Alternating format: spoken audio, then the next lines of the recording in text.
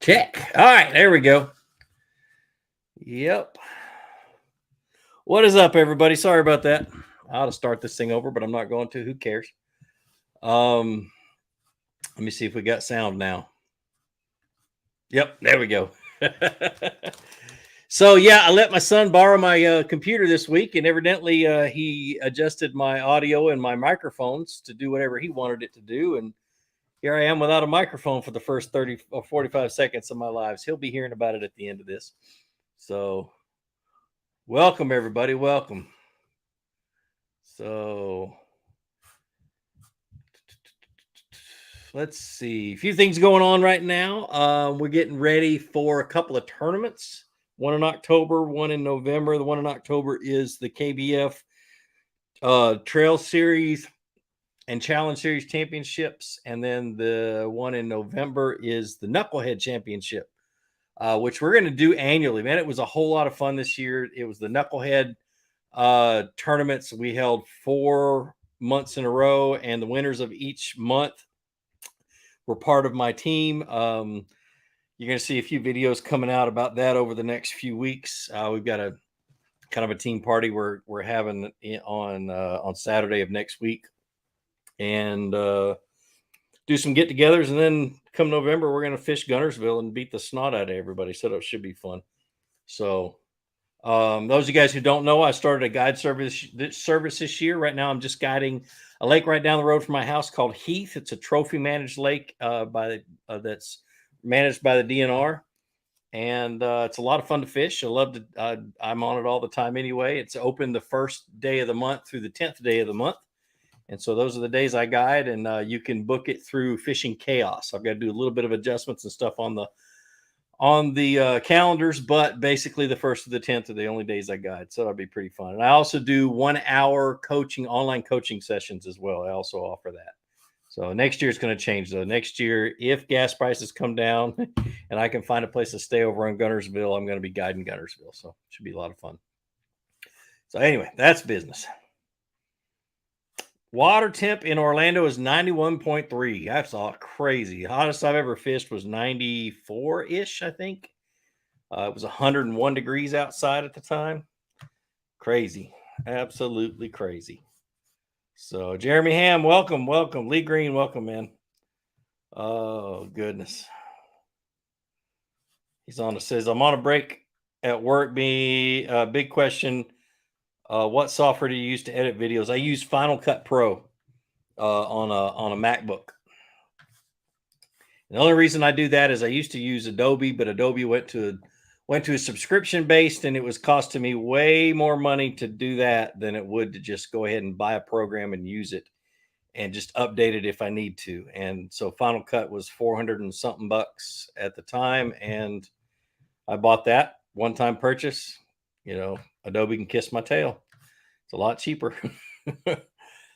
Goodness. Alan Fowler, welcome from Virginia. I was born in Virginia. I don't remember it. I think I was 4 months old when we moved from Virginia to Georgia, but I'm a hillbilly from Virginia if you count that technically. So, goodness. So hot, turkeys are sweating. Yeah, it's been pretty miserable. It really has. I did get, if y'all saw the short that I launched today, that's a trip I did a couple of days ago with Chad Hoover, and Chad caught a 10-pounder. First one he's caught in a number of years, and I was pretty jealous at the time, but I'm proud of him. And he caught it on a frog, which is even cooler. And I caught a big one. I was fishing frogs too. It was fun though. We parked on the side of the road, right next to a dead thing that was wrapped up in a tarp. I didn't dare open it up. It had been dead for a long time, and it smelled horrible. It's probably a dog because it was small, but anyway. We slid the kayaks off the trailers and off the trucks and drug it through the woods about 100 yards and put in and went fishing. It was a lot of fun. So, oh goodness. Let's see. All right, let's start questions. Chris Castile, he says, how about this August weather? Hotter than blue blazes. I agree 100%. I fish a rocky lowland reservoir, and the topwater bite and the topwater bite, even at 5 a.m., is tough. Any ideas?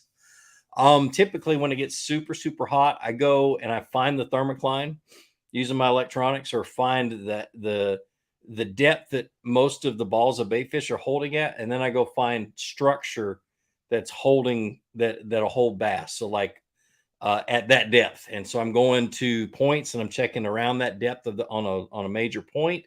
I'm going to humps and checking that depth. I'm going to drop offs and ledges, and I'm using my map and my electronics, and I'm going around and trying to find that, and then you'll find bass usually. There's several videos out there, and I don't think I have but one that gets serious about ledge fishing, but there's a lot of videos out there that explain ledge fishing, and it's a big deal. Now, what I was doing the other day is we went all the way up the other end of a creek where there's flow coming in and creating oxygen. There was also hydrilla creating oxygen, or submerged vegetation, and so the bass were in that oxygen too, and that's where Chad caught a 10-pounder. So, goodness.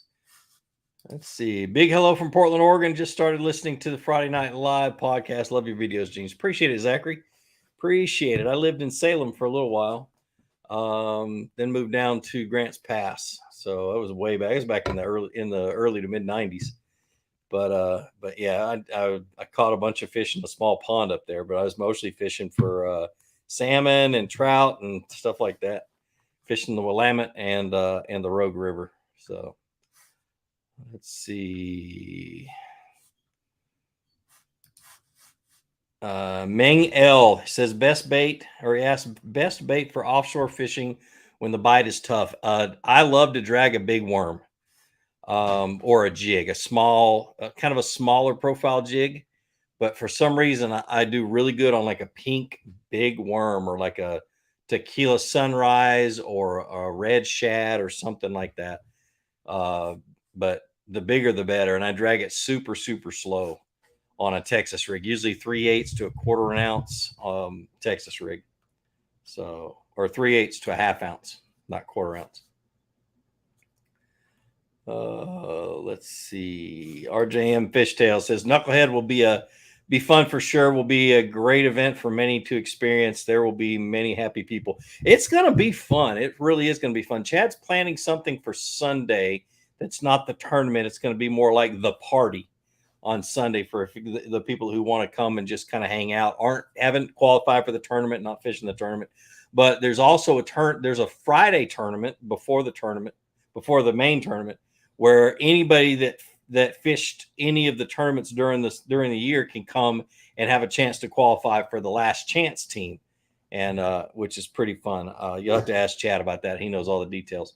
But that's pretty cool. But I'm looking forward to the get together, the camaraderie, the party, the everything else. I got my team an Airbnb with the money I raised from the tournament entry fees. I got an Airbnb for the team, and I also picked a bunch of free stuff for them that we're going to give away this next week.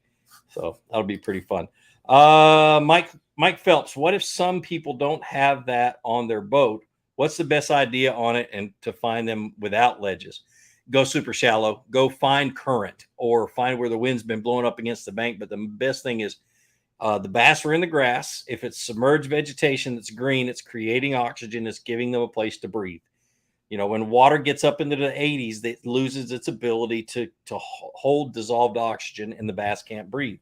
So they've got to go where the oxygen is. And so current, so way back up in the creeks where the water's pushing through and it's just staying stirred up, in the grass, or a combination of the two, are the best places if you don't have electronics. So how often do you do this show? I try to do it every Friday. This last Friday, I wasn't able to do it because my kids had a church thing in Atlanta, and I went there with them. You guys that have been around me a long time know that my wife and my kids come first. And so I just, and I don't always announce that I'm not having it. And so, but yeah, last week was a dud, but it was a lot of fun. We had a good time.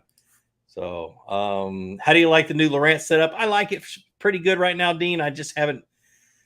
I got a few bugs I got to work out of it, and I think it has more to do with the way I rigged the transducer, and so I've got to play around with that. I got a little bit of an interference I'm trying to find. Other than that, it's doing pretty good. So, of course, I didn't use it the other day as shallow as I was fishing. So John Downs, hey Gene, have you had any experience with a quantum vapor bait caster? Got one ordered off of eBay. Nope, I haven't used a quantum in 100 years. Let's see.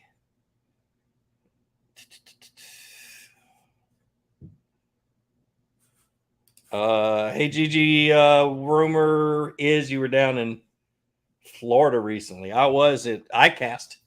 I'm there every July, but I usually don't stay to fish. It usually is way too hot for me, and I go to ICAST and I go home.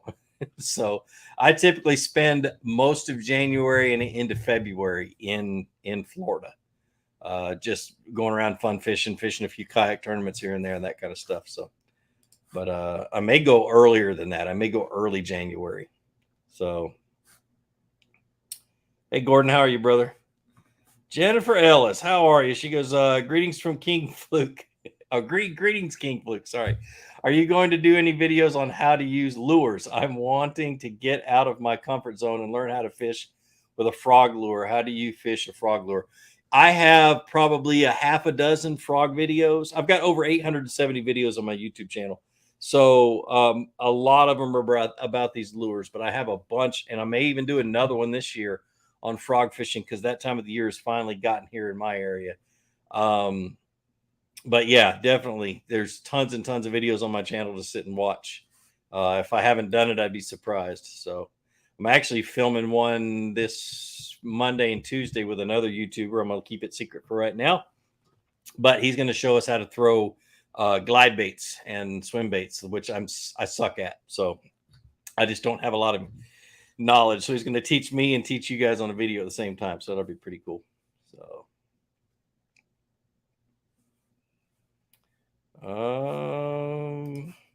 Gene, do you still like the buzzbait at first light for August? Yes, I do. Also, remind me of that road trailer you like to use on them. Oh, the trailer I like to use on them. So a couple of them. I like horny toads. There are Zoom horny toads as a trailer on them this time of the year, and then a Fat Albert grub are the two that I use. So, but I always take the skirts off. I don't remember last time I used a buzzbait with a skirt. So,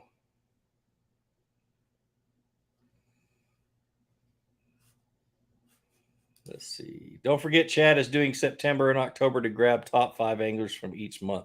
See, I don't know that. He doesn't tell me that crap.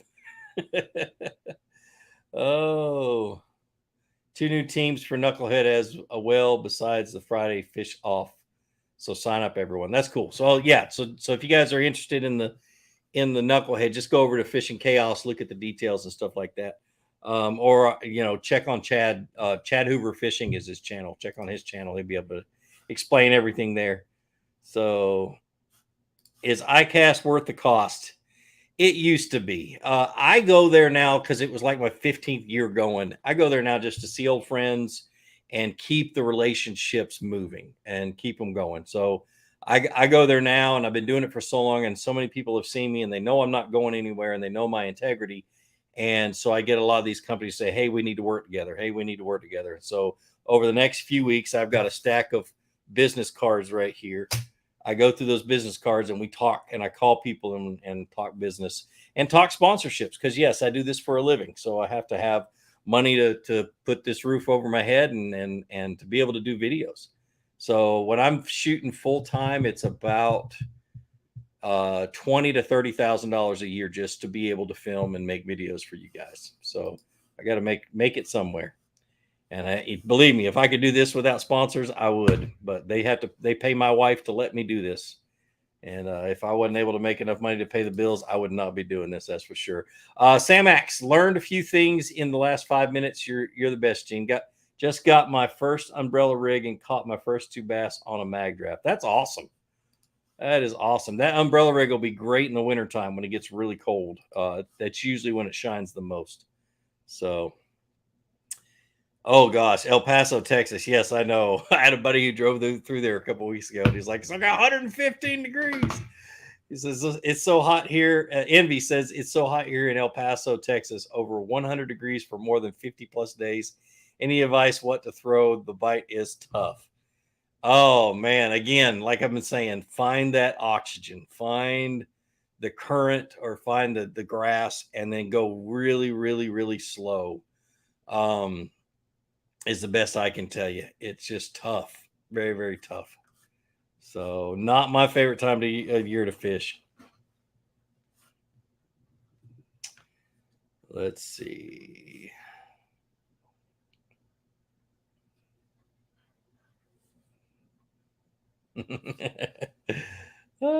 Ken Jacob is here. What's up, brother?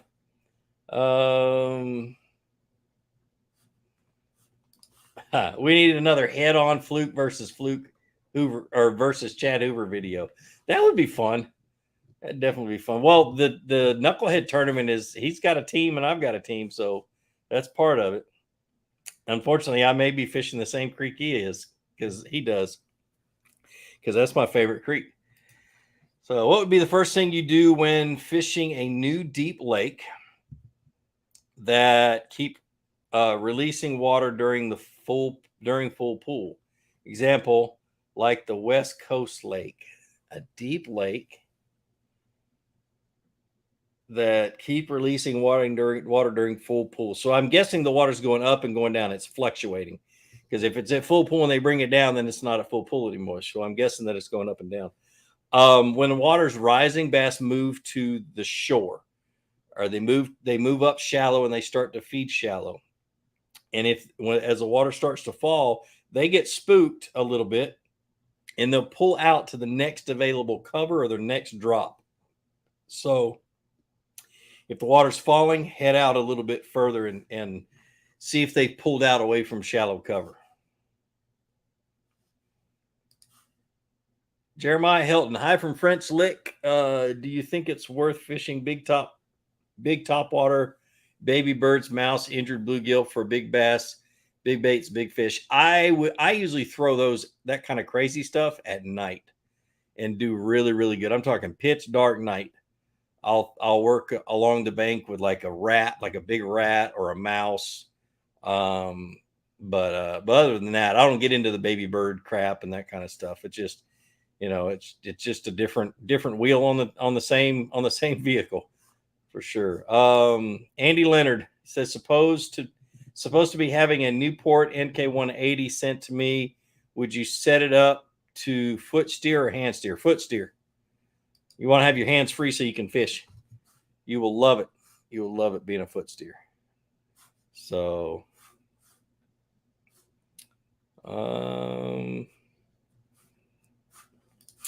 Jason, speaking of team members on the Knucklehead, what's going on? He's answering one of Zachary Burke's questions. Let's see. What size braided line would be best for a bait caster? I got tired of digging out my line. I believe I had 20 or 30. Bump it up to 50 pound. I know it sounds like overkill pound wise, but the diameter of it makes it to where it doesn't dig into itself and doesn't backlash as much. And so that's what I had to do. 40 pound. The way that I throw a bait caster, I backlash 40 pound like crazy. But the minute I bumped it up to 50 pound, I was golden. So, and also I'm wanting to use a versatile mono or copolymer line to be used on a medium heavy rod. I mainly use this setup for topwater lures with treble hooks and chatterbait and spinner baits. So I would go copolymer. And I always, when you're talking copolymer line, I always recommend Izerline super copolymer. It's you don't hear about it much because they don't mark it, but it's the best copolymer out there. You can buy it for pretty good price comparative to the other copolymers, and it's just really good. And then 12 to 15 pound is all you're going to need. So it's a real good for a copolymer. It's a real good line. So, what do you think of the Native Slayer Max 10? I have never been in one, but my buddy Damon has one and loves it. It's a very wide boat. What I say, it's got a big butt because you look at it from behind and it doesn't really look like a kayak. It looks more like, I don't know. It looks like it's just a wide squared off back. But it's pretty cool. It's pretty cool. But he loves it. I don't pedal because of my hip, and so I really have not been in one. That thing would destroy my hip. So I accidentally zoomed way past a whole bunch of questions, didn't I? Um, let's see.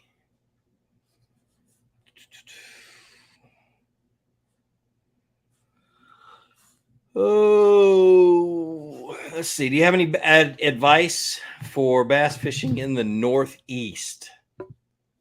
I don't think I've fished the Northeast this time of the year. Or have I? I have, but it was only for a couple of days. One of the things we did was I noticed that the fish were typically a lot shallower. The water was a little bit warmer or a little bit cooler than what I was used to. But I always looked for isolated cover. So I'd go be working along the bank and I'd see a clump of grass by itself or clump of rocks by itself. And I'd catch a ton of fish just throwing to that stuff that was all by itself. There wasn't anything around it or one single dock all by itself, that kind of stuff. So.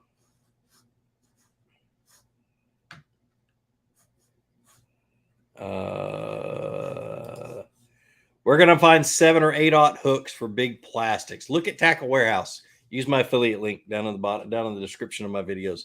I get a little bit of cut of whatever you buy there. But anyway,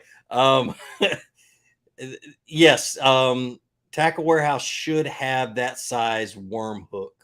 I think Mustad makes one.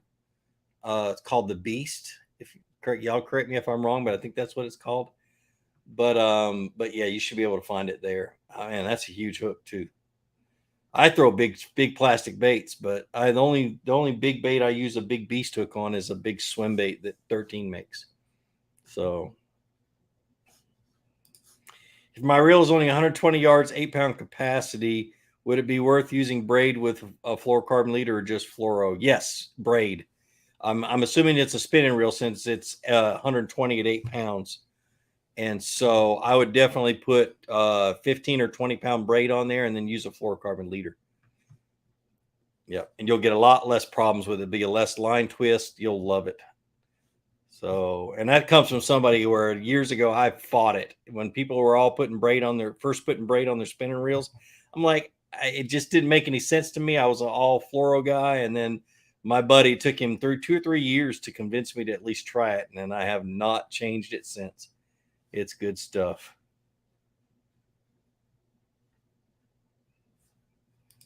Do a Temu video. I would like to see if they're worth buying. Man, that website scares me. So I ordered some stuff for my chicken coop off of that website, and it's Chinese. And all I did was order. And like since then, I get 5 or 6 requests for sponsorships every single day from Temu, because evidently they found my email address and searched it up, and I was just a customer, and it freaked me out. I was like, wait a minute. So then I started looking at their lures, and some of their lures are direct copies of Rage Tail. I mean, like direct copies. They even call it the same thing. And the owner of Rage Tail, Steve Parks, is a very dear friend of mine. And I'm like, nope, I don't want anything to do with them. So I'll still buy things from time to time from them that are inexpensive, but not going to do a video about them. That's for sure. Hey, Gene, when fishing topwater with a frog, crasher. Oh, frog. Okay, I went down and saw your other comment. When fishing topwater with a frog, do you recommend using a leader on the braid? No, go straight braid. Even when you're fishing open water, I use straight braid. I will sometimes take a Sharpie and color it black, the last 2 or 3 feet black, but that's just me. It's just me letting things get into my head. But yeah, definitely straight braid. If you're not getting bites, how often do you switch baits or spots during any given day? I don't time myself. It's mainly when I lose confidence is what it is. And so I've gotten to the point where I can quickly recognize that I've lost confidence in something, whether it be the lure or the location, and I immediately change. I don't sit there and beat a dead horse. That really has changed a lot of the way that I fish, being able to recognize it and being able to immediately say, okay, done. We got to go do something else. So, Elizabeth Z, I think my transducer is shot. Replace the transducer or upgrade to a new unit. That's up to you. That depends on your budget. It really does. But it's always nice to upgrade. But I'm the kind of person. Well, I had a bow for over 15 or 20 years, a compound bow, and I just kept upgrading the components on it, and it just kept being a really good bow, and I just always used it. So I'm that kind of a cheap person. And if I don't have the money or I don't want to spend the money, I'll just upgrade the parts and pieces. So if they've got the transducer, just and you're used to the unit and you like it, stay with it. So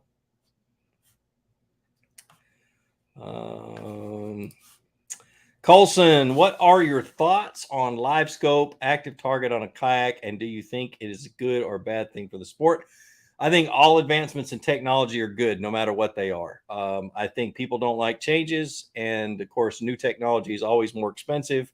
It'll come down in the future. I think that you can catch bigger fish, but still, I have had more fish sit there, and I've been able to look at them on my live scope and see them staring at my bait and swim away more than I've caught. So it is what it is. You still got to catch them. I've had one on my kayak for almost 2 years now, and I love it. Absolutely love it. And I try not to rely on it so much because I try not to make it change my fishing. But I do enjoy. I enjoy being able to see what the fish are doing. I learned a lot about how they react and things they do and how they set up on cover and structure. So.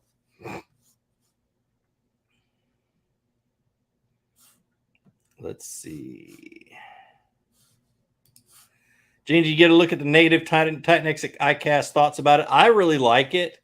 It has a few ideas on it that I think were my ideas, but for a different boat that the same plant is making.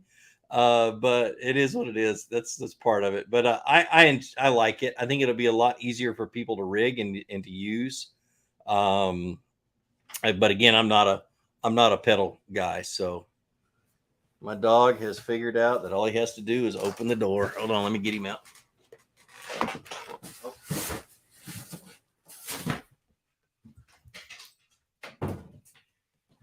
Yep, he's figured out all he's got to do is bump the door and open it up. So, and he usually comes in only when there's thunderstorms, but I don't think there's any thunderstorms tonight. He's just a chicken. Nope, there's none. So, anyway, sorry about that. Let's see. What advice what advice do you give a beginning fisherman? Gary, the best advice I have, and yes, it has to do with my channel and what I've done, but I have a playlist called For Beginners on my channel. Remember, I've been doing this for about 14 years, so I've got tons of videos, but I've pulled and tried to put them in order to where he's somebody who has never fished before in their life can watch the first few videos and be ready to go out and get on the water and that kind of stuff. So watch that to start with, and then get good at 2 or 3 different lures, or get confidence in 2 or 3 different lures, preferably like a worm or Texas rig. And you'll learn that through the videos. A spinner bait, and anything of your choice after that. But those 2 are probably the easiest ones. But I talk about that in all those videos. So definitely go watch that whole playlist of videos. I wonder how many thousands of people that playlist has helped get started. It is amazing. So anyway, but good luck, man, and welcome. Definitely welcome to the channel. So if you guys hadn't hit the subscribe button, make sure it's hit, and the bell and all that other stuff. So that'd be cool. Mike Phelps, thanks. The reason I ask is because I have some old school jelly worms that are big. Yes, I love the old jelly worms. When they came out with them again several years ago, I was dragging them too, and they were a lot of fun. So Star Cook, Gene, what rod length would you recommend for trying to learn how to skip, especially for a short person? Also, do you have a video on skipping? I do have a video on skipping a baitcaster, and I would recommend a short rod. 6'8". I wish that 13 still made that 6'5" heavy of mine, because it was the best. It is still the best skipping rod I've ever had in my hand. But something around 6'6" to 6'8", medium heavy, fast tip, not an extra fast, but a fast. And so, and you'll be able to skip to at least that's a good starting rod. So let's see. Love the Tackle Talk podcast you were on. Yeah, dude, that's been a while. Wow. Yep. I'm gonna turn the fan on real quick. Let's see.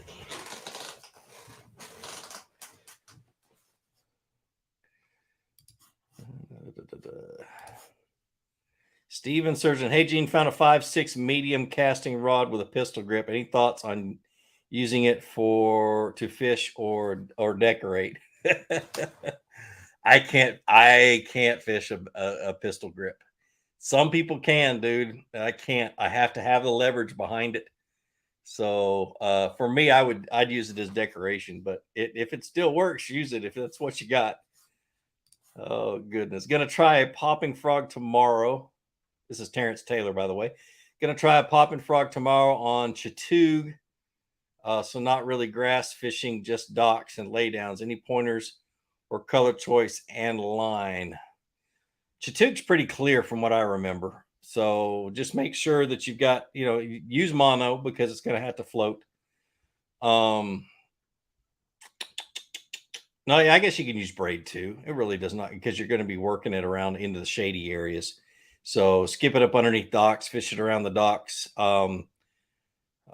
Fish it early in the morning, late in the evening. You're looking for low light conditions so they don't get a great look at it. Once the sun hits the water, they'll get a really good look at your stuff. So let's see. RJM. One of these questions. He says, okay, Mr. Jensen, you have one bait. You only have one bait to ever use again. What would you tell the world it would be? A jig. Yep, a jig. I think it's one of the most versatile baits there is. And I'm like a kid at Christmas when I'm on a jig bite. There's nothing like feeling a 1/2 ounce or a 3/8 ounce jig hit the back of a fish's mouth, and before you set the hook. I just love it, and I've always loved a jig bite, mainly because it was such a challenge for me to learn. When I first decided to learn it, I literally for like 2 or 3 months left every rod at home, every bait at home except for 3 different jigs, 3 different colors, and just spent the time dragging a jig trying to figure it all out. And so, yeah, definitely. If I could only have one lure, it'd be a jig. Oh, and here's the next question. Do you recommend using a jig as a go-to choice when fishing from the bank, or should I stick with a Texas rig? From the bank, stick with a Texas rig. A jig is really good when you have a hard bottom and stuff like that. And typically when you're fishing the bank, if it's not a really steep bank, you have a lot of sediment and a lot of silt and a soft bottom around the bank. Like I said, unless there's a reason like current or stuff that keeps the silt from settling. So stick with a Texas rig and stick with throwing it around and into cover that's along the bank. But one thing you might want to try is lighten your weight up. Use an 1/8 ounce Texas rig or a 1/4 ounce Texas rig so it doesn't sink down in that silt and the bass can see it better. So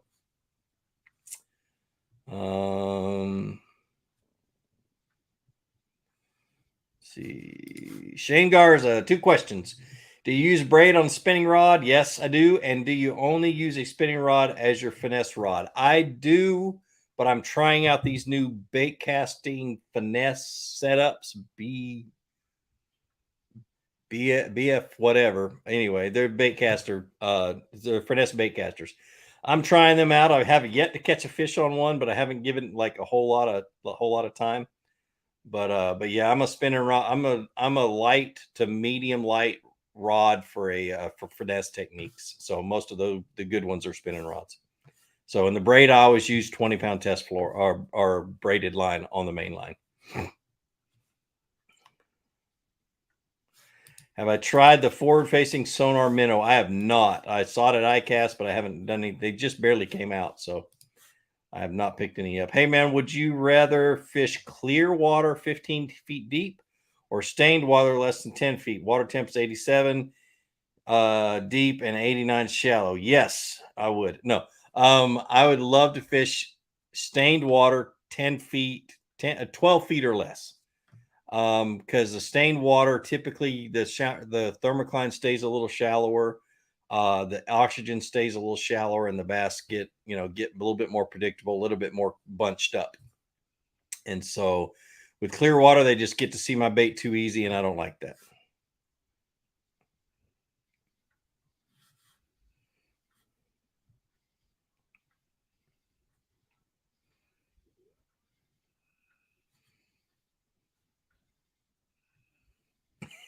Vance, that's hilarious. I was reading Vance's comment. It's a good joke. I've read that one before. Love the Tackle Talk podcast episode you were on. I've learned so much from your videos. Switched from fly fishing to conventional. That's awesome. That's what I did. I was a fly fisherman growing up. My dad was a trout fisherman. He used to fish the Snake River a lot growing up. So, and all up in the Utah, Montana, Wyoming area.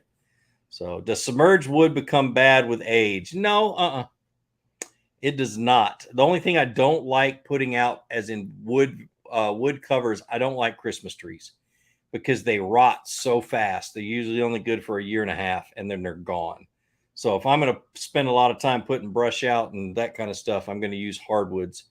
I'm going to use oak, hickory. I'm going to use cedar, or bamboo works really good too. Something that's not going to rot so fast. So. See, Michael Moon. Okay, 2 questions. What's your favorite way to catch fish? What is your most effective way of catching fish? My favorite way is with a jig. My most effective way of catching a fish is a chatterbait. So, at least this year and last year, it's been that way.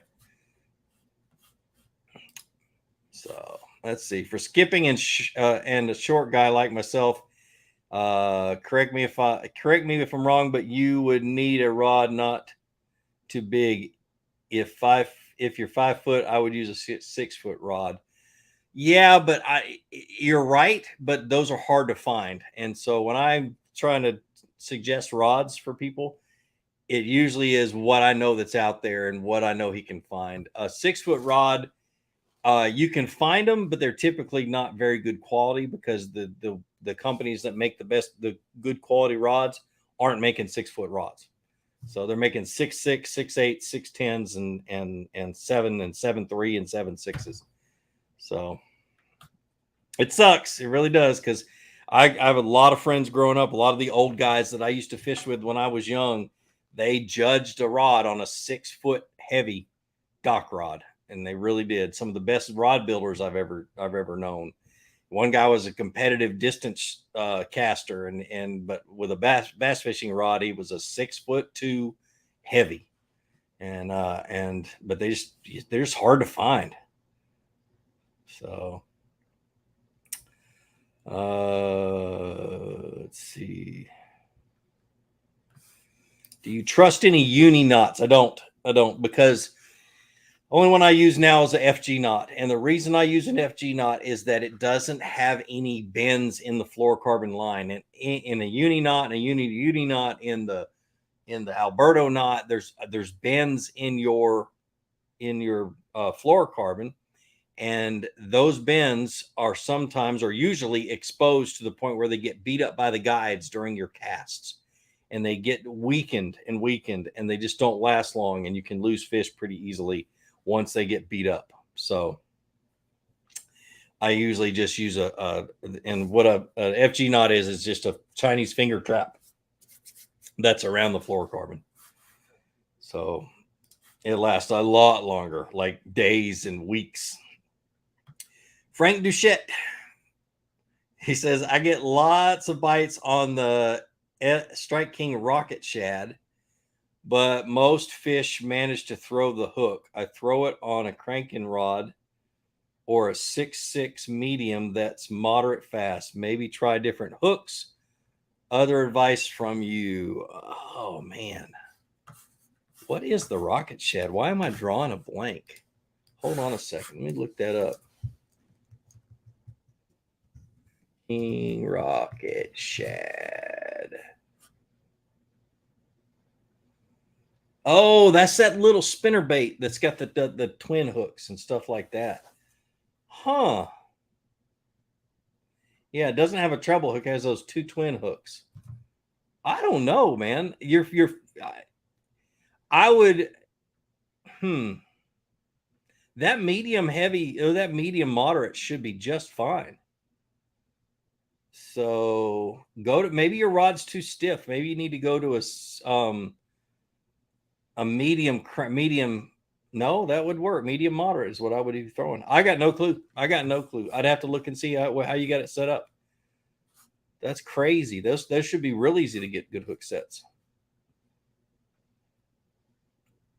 Let's see.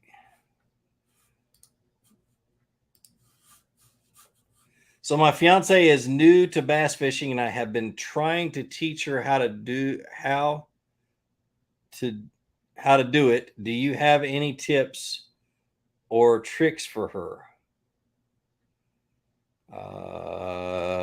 Michael, same thing I told a guy earlier, dude. If anybody that's new to bass fishing, seriously, and this isn't just because it's mine, it's because I truly believe in that playlist that I have that's called For Beginners. Go have her watch that or sit there and watch it with her so you can answer questions, because you are right there with her, and as she has questions, it'll really help her a lot. So it's just a playlist, and when I made the first several videos, I did them with the single mother in mind. Okay, so my sister is the one that suggested that I did this. Is I imagine a single mother with a couple of kids that want to go fishing. She has no clue what to do, how to do it, and she has no confidence to walk into a tackle store and ask Bubba behind the counter to go to help her. And so that's how I geared those videos, or at least the first few of them.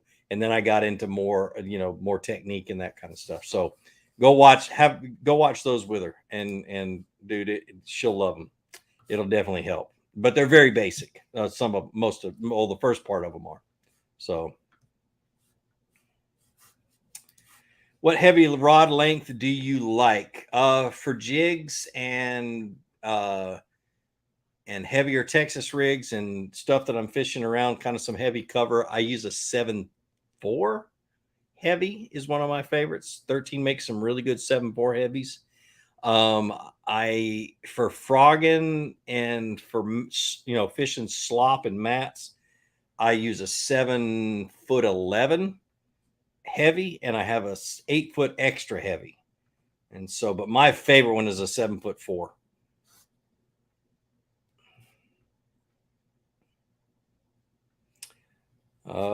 Let's see. When you fish tournaments in large, murky bodies of water, what do you look for first? First thing I look for is water clarity, and so you already mentioned that was murky water. Water clarity gives me an idea of what color lures and what type of lures I'm going to use, and then I go out and I try to find the bait fish. And when I can find the food, then I can find the bass. So that's the first thing I'm looking for. Is I want to know what the bass is going to be eating, or according to the seasons, what part of the lake are they going to be on according to seasonal patterns, and then I go find the bait fish in those areas. So, what lures are good to throw on spinning reels? I throw all light stuff on spinning reels. All of my finesse techniques, anything less than 1/4 of an ounce, I'll throw on a spinning reel. It's typically what I do. So, and light line, so 10-pound or less. Usually 8, 6, and 4-pound is what I use for spinning stuff. So.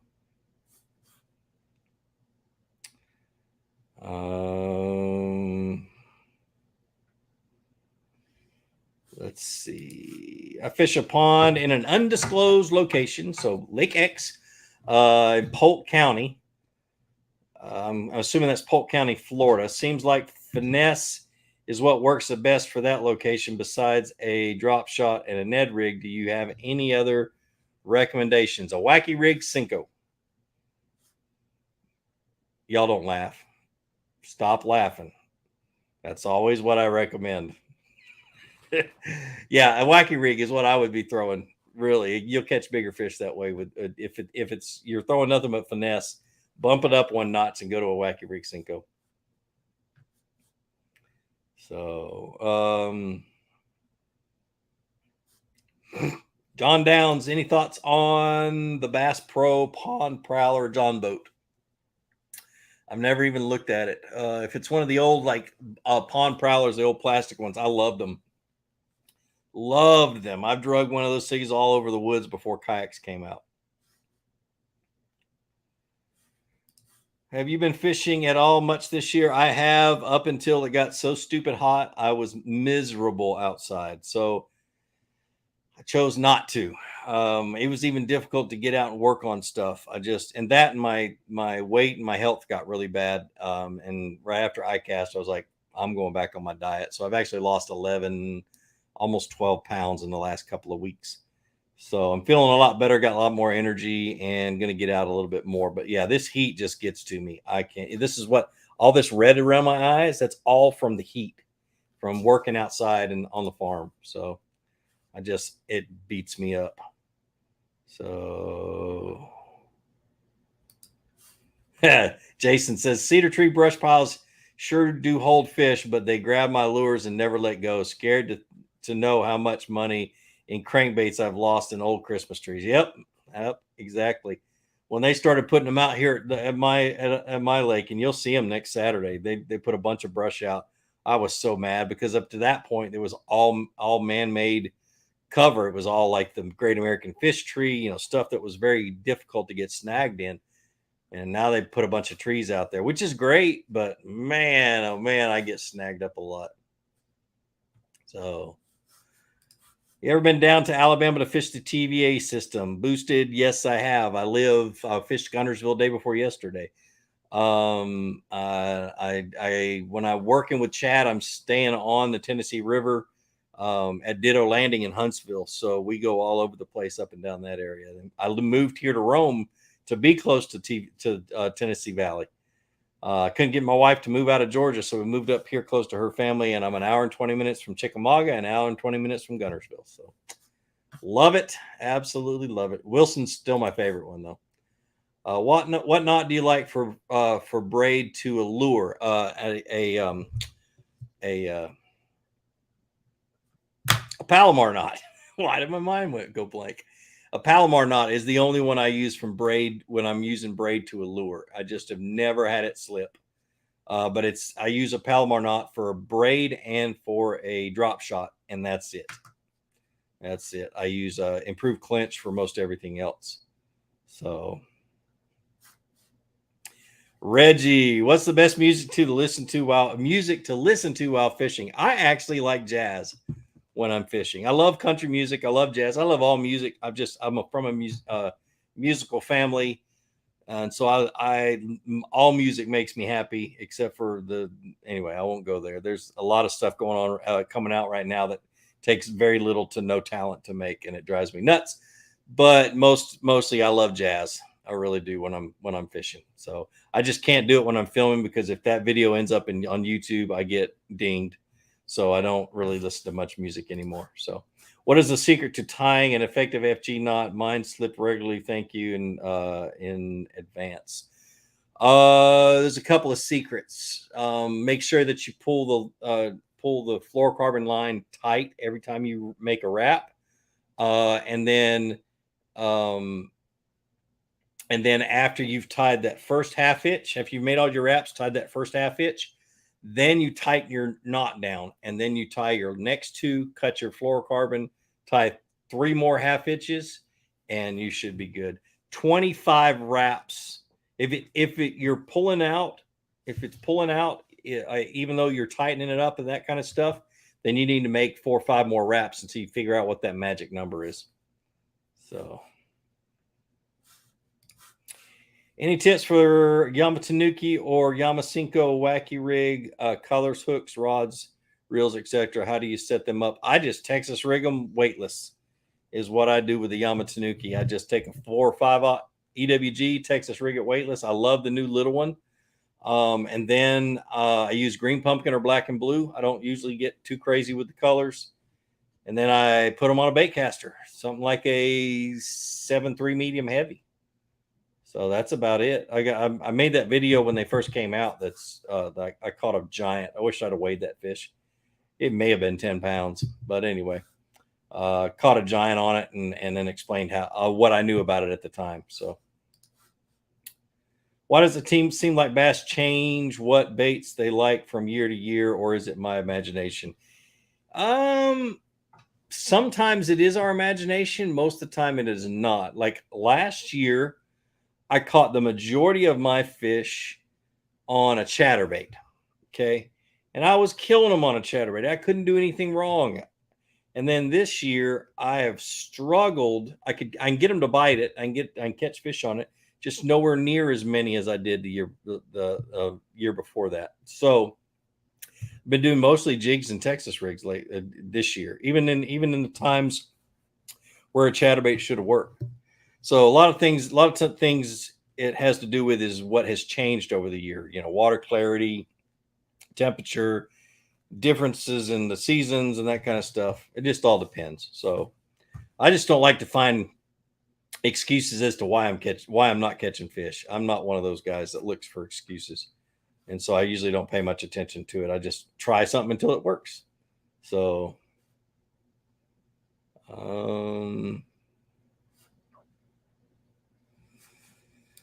fishing flooded waters, what would you target and throw? So if there's flooded waters, as long as that water is still rising, I'm going as close as I can to dry land as I can. So I find let me back up just a little bit. I find where the dry land is the closest to the deepest water. So if I can get my boat in there or anything else, I don't try to find these vast expanses of woods where the dry land is way back. That's typically not where bass are, because once that water starts falling, they want to be able to get out of that shallow water quick. And so they're not going to get way back into flats. They're going to be close to that deep water, but where you can get to the dry bank is the best areas to fish. And so as long as that water's still rising and before it falls, you can go along and you can flip a Texas rig or a jig into that thick cover that's along the bank, or you can throw a spinner bait or just about anything and catch them. But a minute that water starts to fall, they move out to the next available cover. So if that water's dropping, I go out and I try to find the next thing that's the next line of cover or the drop or something that the fish will pull out to. So Joshua Johnson. Hey, Gene, checking in from Covington. Hope you're doing well. I'm doing good, man. Say hi to my mama down there. For sure. I went to Newton County High School, so I know a lot about Covington. You get your first bait. You get your first bait caster. Do you like to try it out? And you like to try it out once you get. Okay, you get your first bait casters. Do you like to try it out once you get new fish line on it? Yes. Huh. What lures work best on a heavy extra fast rod? Heavy extra fast rod. That is my flipping rod. So I'm going to put a Texas rig on it, 3/4 ounce to an ounce tungsten weight, and I'm flipping it into heavy cover. Notice I didn't say pitching, I said flipping. It might be a good flipping rod, but I like a fast rod. It's got a little bit more flex in the tip. An extra fast rod has less flex than a fast rod. So that extra fast rod, it tends to be a little too stiff for me to get a good accurate pitch. So that's a flipping rod, and I rarely ever use them. So I have them for when I need them, but I don't use them very often. So, hey, Gene, how's your kayak tournaments going this year? When is your next tournament? I have not fished very many tournaments this year. I purposely told Chad I wasn't fishing any tournaments this year.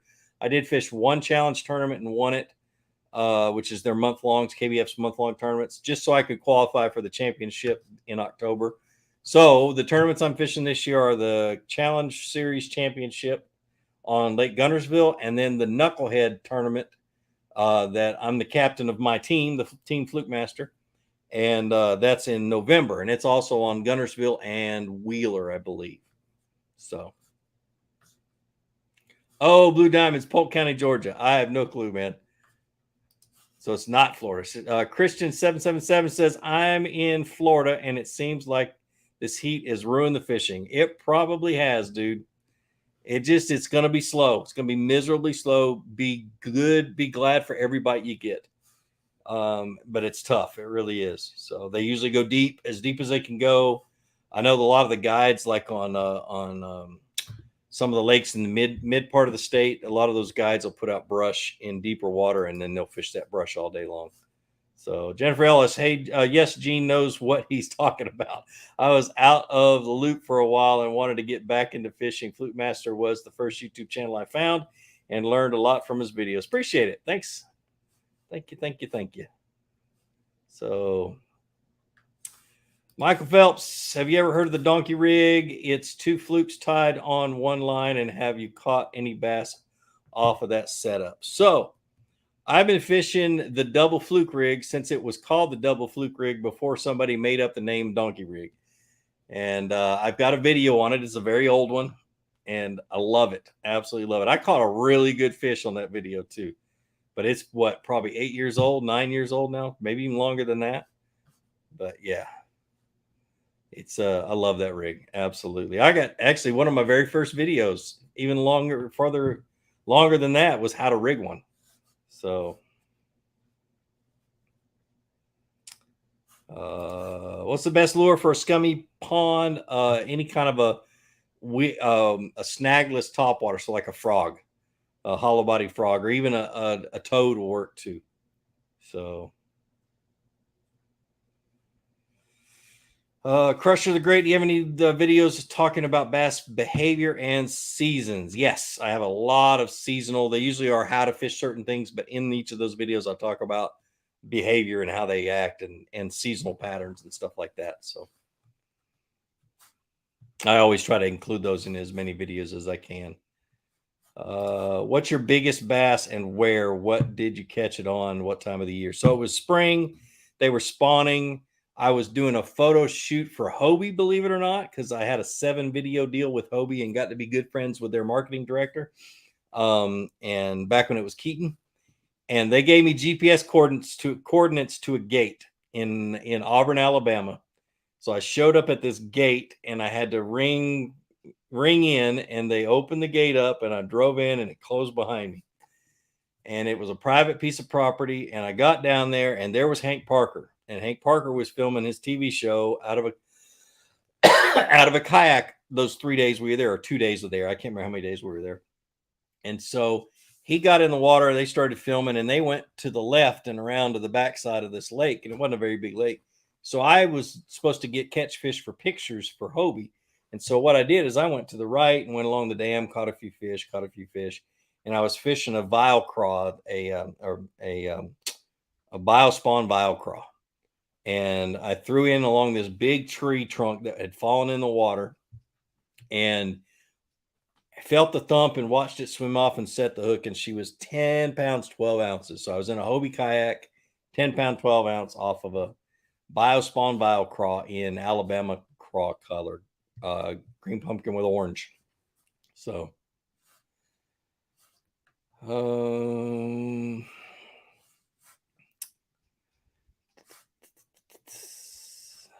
let's see. All right, let's get a couple more questions in. Let's see. A plastic paddle tail swim bait has become the bait I'm going to force myself to learn. 2 questions. When do you like to throw them, and what's your go jig head for, say, 4-inch plastic? So Gamakatsu makes these little round head jig heads that are swim bait heads, and I really like them for 4-inch little, paddle tails. I typically am throwing paddle tails in pre-spawn, into spawn as the fish are moving in and out and stuff like that. I'll also throw them in the fall when they're hard on bait fish. When there's bass all over the place chasing bait fish is when I'll throw a paddle tail. And a lot of times that's the only thing that'll catch them when they're schooling on bait. So have one tied on starting in, I'm not sure what part of the country you're in. I'm guessing here in the Southeast, but start mid-October, even early October, but start looking really hard in mid-October to November. You guys that deer hunt, you miss some of the best fishing of the year.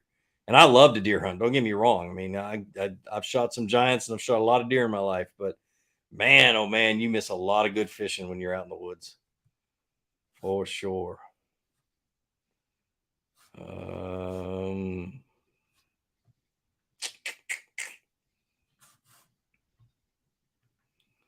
Let's see. All right, Ken. He says, I'm from Southeast Michigan. The lakes are always weedy. What's the best rig setup? Thanks, Ken. I love that part of the country. Matter of fact, if gas wasn't so expensive right now and the cost of living wasn't so expensive right now, I would go up and fish Michigan and Wisconsin and everywhere up there I could. And I love the weedy areas. So a chatterbait is really good in the grass, always really, really good. And what really in Michigan, I would be throwing like green pumpkin colors and crawfish colors. Another thing is like a Texas rigged crawbait. In that grass up there, you guys have a ton of crawfish. I know you do. I've seen them. They're everywhere. You just get yourself a Texas rig and hook like a rage craw onto it and start flipping the outside edges of all that grass. Concentrate on the outside edges and you should be good. So, all right, guys, I'm going to jump off of here. I really appreciate everybody who joined in. Thanks for the comments. Thank you, everybody, for joining. It was really, really fun. Sorry I didn't make it last week, but next week we'll jump in here and do it again. I don't have any plans. Look for a really cool video coming out next week that's on glide baits and that kind of stuff. It should be a lot of fun. I appreciate you guys. Well, like I always say, be sure to introduce somebody to fishing. Introduce them to my channel. Let me help you teach them how to fish. More importantly, get out on the water, go out and catch some fish, and have a great day. We'll see you.